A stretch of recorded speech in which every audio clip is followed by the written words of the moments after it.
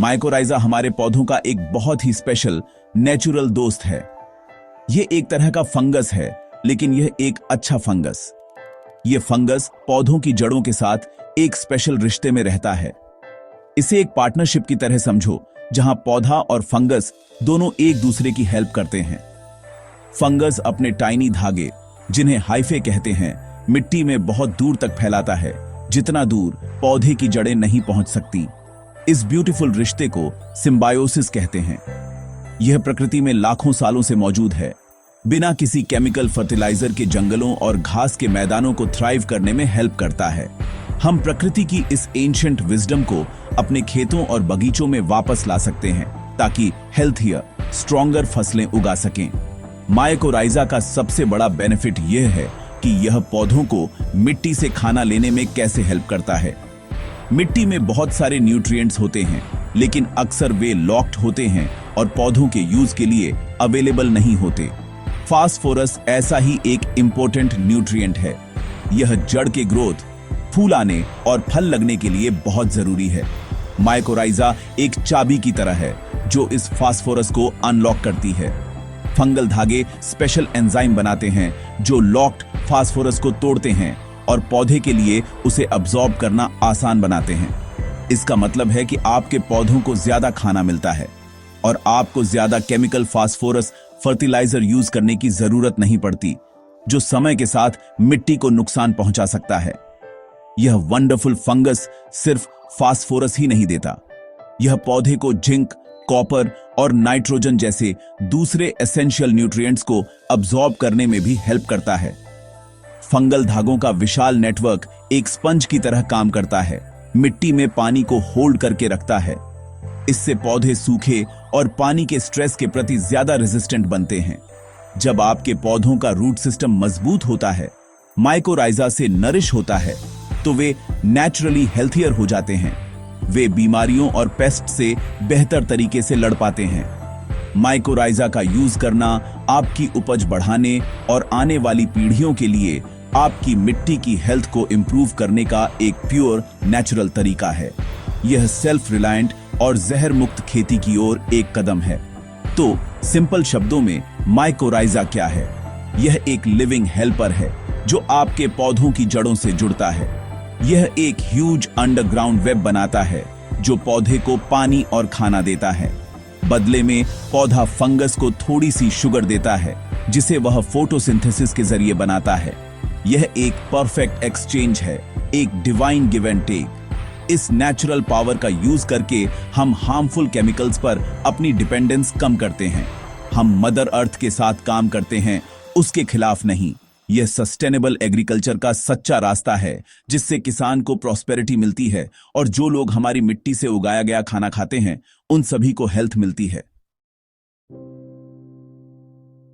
पहला और सबसे सिंपल तरीका है सीड ट्रीटमेंट। यह उन फसलों के लिए बहुत अच्छा है जिन्हें सीधे खेत में बोया जाता है, जैसे गेहूं, चना, सोयाबीन या मक्का। इसके लिए आपको सही मात्रा में माइकोराइजा पाउडर लेना होगा।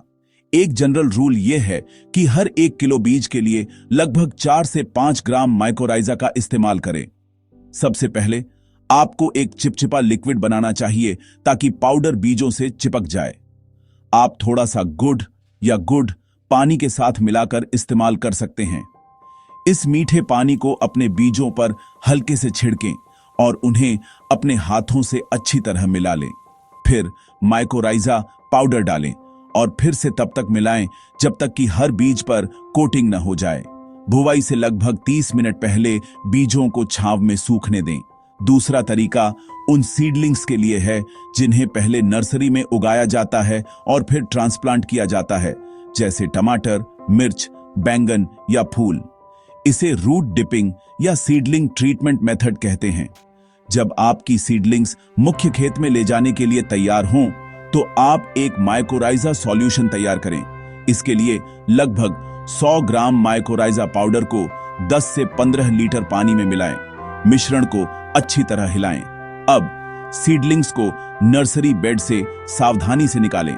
इन सीडलिंग्स की जड़ों को माइकोराइजा सॉल्यूशन में लगभग 15 से 20 मिनट के लिए डुबोएं। इससे बेनिफिशियल फंजाई को उनके नए घर में लगाए जाने से पहले सीधे यंग रूट से जुड़ने का मौका मिलता है। यह उन्हें एक स्ट्रॉन्ग स्टार्ट देता है। तीसरा तरीका खेत में सीधा एप्लीकेशन है। यह तरीका खड़ी फसलों या फलों के बागों के लिए उपयोगी है, जहां आप बीज या सीडलिंग्स का ट्रीटमेंट नहीं कर सकते। इसके लिए आपको माइकोराइजा को कुछ ऑर्गेनिक कंपोस्ट या अच्छी तरह सड़ी हुई गोबर खाद के साथ मिलाना होगा, जिसे गोबर खाद भी कहते हैं। यह थोड़ी सी माइकोराइजा पाउडर को बड़े एरिया में इवनली डिस्ट्रीब्यूट करने में हेल्प करता है। 1 एकड़ जमीन के लिए आपको लगभग 4 से 5 किलोग्राम माइकोराइजा की जरूरत होगी। इसे लगभग 50 से 100 किलोग्राम कंपोस्ट के साथ मिलाएं। फिर आप इस मिश्रण को पूरे खेत में इवनली फैला सकते हैं। इसे तब करना सबसे अच्छा है जब मिट्टी में कुछ नमी हो। लगाने के बाद आप मिट्टी को हल्के से टिल कर सकते हैं ताकि माइकोराइजा पौधों की जड़ों के संपर्क में आ जाए। इनमें से हर एक तरीका यह सुनिश्चित करता है कि लिविंग फंगाई सीधे पौधों की जड़ों के संपर्क में आए, जो रिश्ते की शुरुआत के लिए इसेंशियल है। सीड ट्रीटमेंट के लिए फंगस नई जड़ के साथ बढ़ता है। सीडलिंग ट्रीटमेंट के लिए फंगस पहले से ही जड़ों पर होता है जब पौधा खेत में अपना जीवन शुरू करता है। और डायरेक्ट फील्ड एप्लीकेशन के लिए फंगस को रूट जोन में रखा जाता है, जहां वह एग्जिस्टिंग रूट्स को ढूंढ और उनसे जुड़ सकता है। सही तरीका चुनना आपकी फसल और आपकी खेती के प्रैक्टिस पर डिपेंड करता है। तीनों रास्ते एक ही लक्ष्य की ओर ले जाते हैं, पौधे और उसके फंगल दोस्त के बीच एक हेल्थी पार्टनरशिप, जिससे एक बाउंटीफुल नेचुरल हार्वेस्ट मिलती है। यह याद रखना बहुत इंपॉर्टेंट है कि माइकोराइजा एक लिविंग ऑर्गेनिज्म है। यह एक डेलिकेट बेनिफिशियल फंगस, हमें इसे केयर के साथ हैंडल करना चाहिए।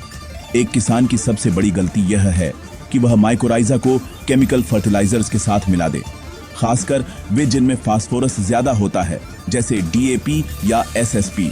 जब आप मिट्टी में बहुत सारा केमिकल फास्फोरस डालते हैं तो पौधा आलसी हो जाता है। उसे फास्फोरस ढूंढने के लिए फंगस की हेल्प की जरूरत नहीं पड़ती। नतीजतन पौधा फंगस को खाना देना बंद कर देता है और बेनिफिशियल पार्टनरशिप खत्म हो जाती है। माइकोराइजा नहीं बढ़ेगा और शायद मर भी जाएगा। इसलिए माइकोराइजा को केमिकल फर्टिलाइजर्स के साथ सीधे एक ही बैग या बाल्टी में कभी न मिलाएं। माइकोराइजा का एक और बड़ा दुश्मन केमिकल फंजीसाइड्स हैं। नाम खुद ही कहानी बताता है। फंगीसाइड का मतलब फंगस को मारने वाला। माइकोराइजा एक फंगस। यदि आप उन बीजों या मिट्टी पर स्ट्रॉन्ग केमिकल फंजीसाइड्स लगाते हैं जहां आपने माइकोराइजा लगाया है, तो आप हार्मफुल फंगस के साथ बेनिफिशियल फंगस को भी मार देंगे। यह एक ऐसे जहर का यूज करने जैसा है जो दोस्त और दुश्मन में फर्क नहीं करता।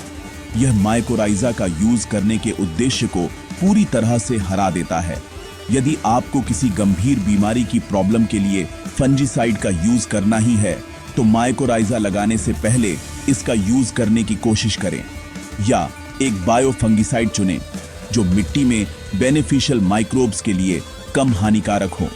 दोनों एप्लीकेशंस के बीच हमेशा कई दिनों का गैप रखें। इसी तरह आपको केमिकल पेस्टिसाइड्स और वीडिसाइड्स के साथ बहुत केयरफुल रहना चाहिए। इनमें से कई हार्श केमिकल्स मिट्टी में सेंसिटिव फंगल हाइफे के लिए टॉक्सिक हो सकते हैं। जब आप इन केमिकल्स का स्प्रे करते हैं तो वे मिट्टी में रिस सकते हैं और पूरे मिट्टी के इकोसिस्टम को नुकसान पहुंचा सकते हैं, जिसमें आपका फ्रेंडली माइकोराइजा भी शामिल है। यह जीवन के डेलिकेट बैलेंस को डिस्टर्ब करता है, जिसे आप बनाने की कोशिश कर रहे हैं। माइकोराइजा का यूज करने का लक्ष्य खेती के अधिक नेचुरल और सस्टेनेबल तरीके की ओर बढ़ना है।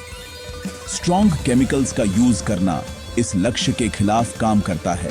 नीम का तेल या अन्य बायोपेस्टिसाइड्स जैसे नेचुरल पेस्ट कंट्रोल मेथड्स का यूज करना बेहतर है, जो मिट्टी के जीवन के लिए जेंटलर होते हैं।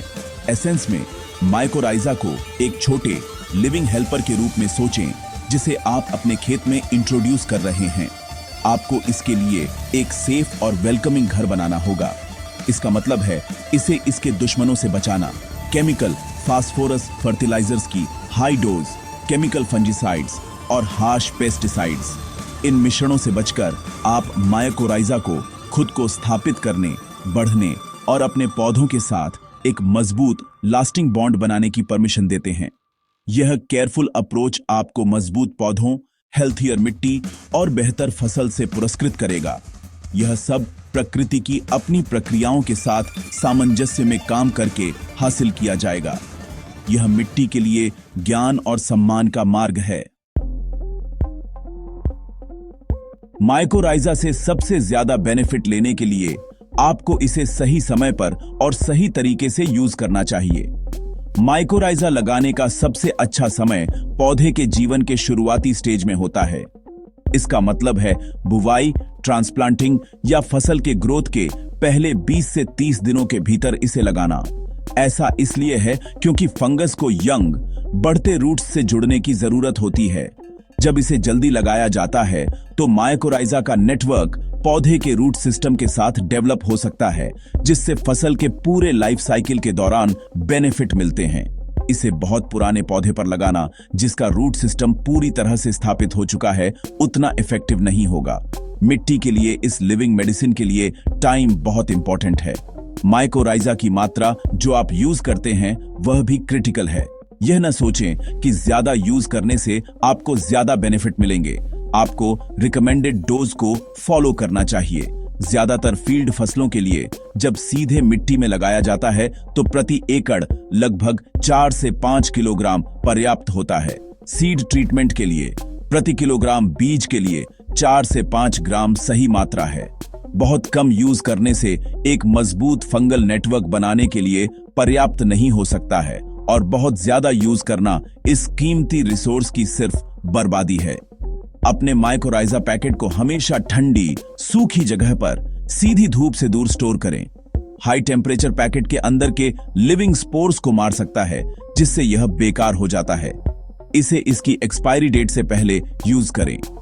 सबसे समझदारी भरा मेथड जो मॉडर्न नीड्स को नेचुरल विजडम के साथ जोड़ता है, उसमें एक छोटा सा टाइम गैप शामिल है।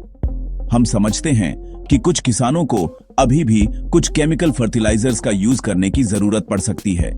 यदि आपको उन्हें यूज करना ही है तो उन्हें माइकोराइजा के साथ एक ही समय पर न लगाएं।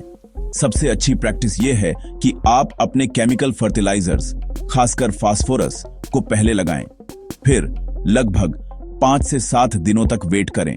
इससे मिट्टी में केमिकल्स की शुरुआती हाई कंसंट्रेशन कम हो जाती है। इस वेटिंग पीरियड के बाद आप ऑर्गेनिक कंपोस्ट के साथ माइकोराइजा मिलाकर लगा सकते हैं। इससे डेलिकेट फंगस को केमिकल शॉक से नुकसान पहुंचाए बिना पौधे की जड़ों के साथ जीवित रहने और खुद को स्थापित करने का बेहतर मौका मिलता है। अंत में माइकोराइजा के साथ एक सफल फसल का रास्ता बैलेंस और केयर का है। सबसे अच्छा और सबसे इफेक्टिव तरीका यह है कि समय के साथ अपने केमिकल यूज को कम करें और अपनी मिट्टी की नेचुरल हेल्थ को बढ़ाएं। केमिकल फर्टिलाइजर्स से 5 से 7 दिनों के गैप के बाद माइकोराइजा लगाना शुरू करें। जैसे जैसे आपकी मिट्टी इन बेनिफिशियल फंजाई के साथ हेल्थियर और रिचर होती जाएगी, आपको पता चलेगा कि आपको कम से कम केमिकल्स की जरूरत है।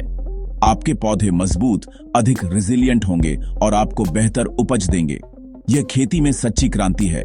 प्रकृति की ओर वापसी, स्वास्थ्य की ओर वापसी और किसान के लिए प्रॉस्पेरिटी की ओर वापसी।